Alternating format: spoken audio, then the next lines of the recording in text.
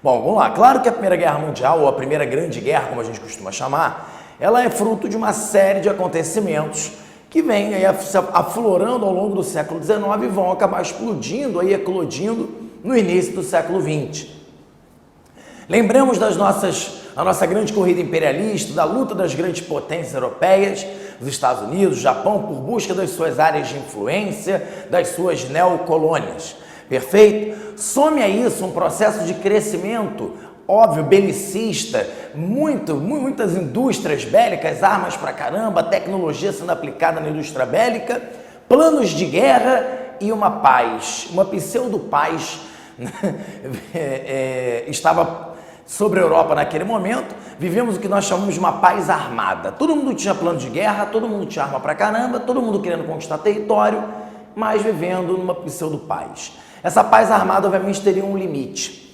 Os grandes choques imperialistas ligados ao grande nacionalismo europeu daquele momento levam à formação das chamadas alianças secretas. São alianças militares que vão acabar unindo Inglaterra, França e Rússia de um lado e Império Austríaco, Império Austro-Húngaro, Império Alemão e a Itália.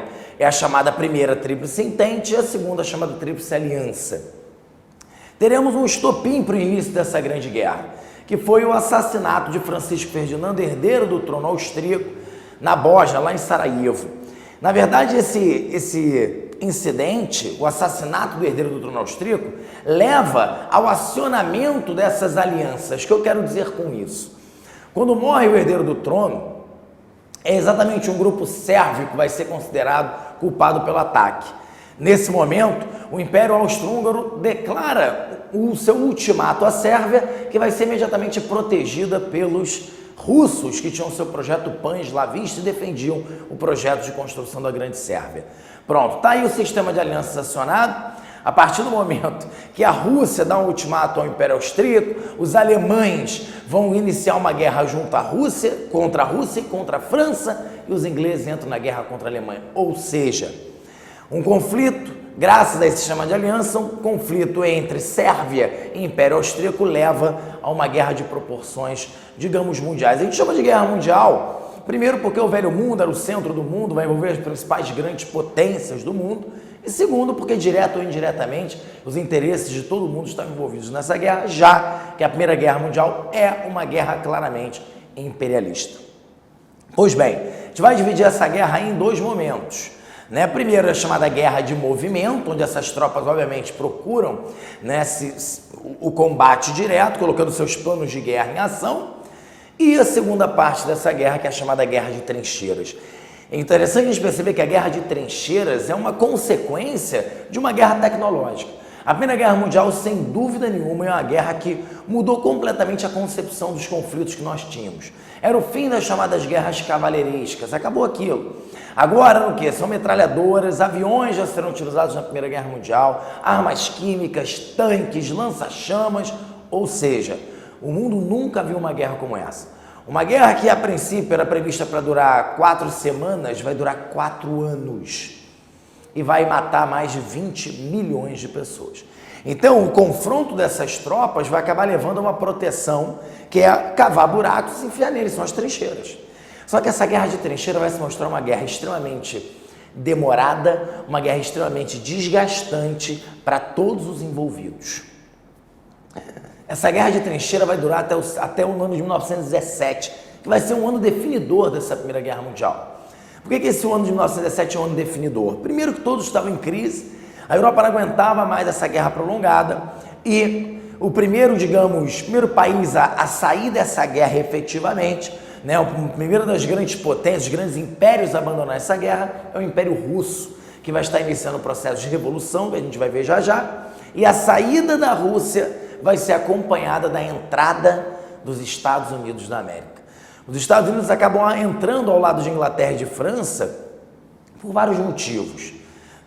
O afundamento dos navios americanos é usado como justificativa para isso.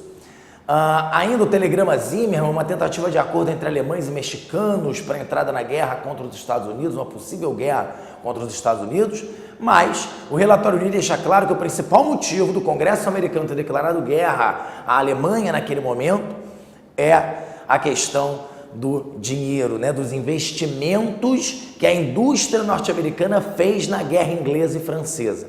Então, num caso de perda, né, uma derrota da Inglaterra e da França, isso poderia significar a falência dos Estados Unidos da América.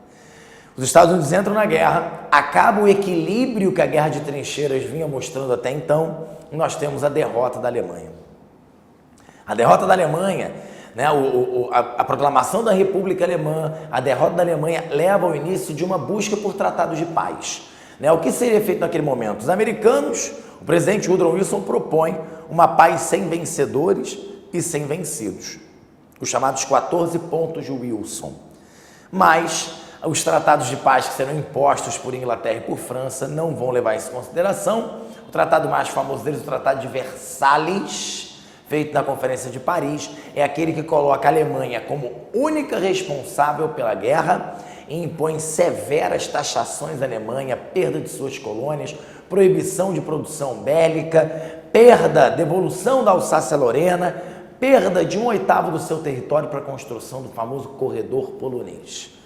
Resumindo, é claro, como grande consequência da Primeira Guerra Mundial, além do fim dos grandes impérios, né, agora uma maior preocupação, né, com o princípio de autonomia política dos povos, autodeterminação dos povos, você tem um grande revanchismo dentro da Alemanha, que obviamente vai ser uma das grandes sementes, a principal semente para a ascensão do nazismo. Tá? Agora, uma outra grande importância como consequência dessa Primeira Guerra Mundial é a Revolução Russa.